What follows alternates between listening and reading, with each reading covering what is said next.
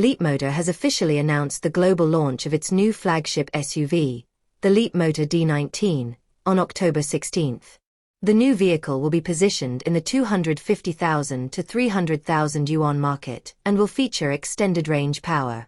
The Leapmotor D19 maintains its family-style design and boasts a cohesive and impressive overall design.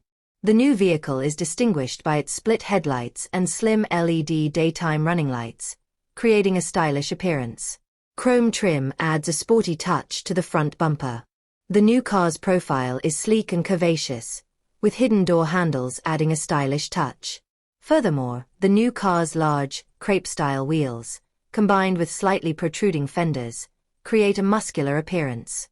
At the rear, the slim inward-facing LED taillights, highlighted by the Leapmotor logo, are particularly striking. The roof spoiler and smoked rear spoiler enhance the visual depth of the rear end.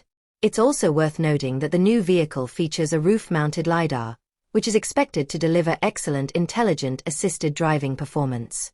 In terms of power, the new vehicle will feature an extended range power system.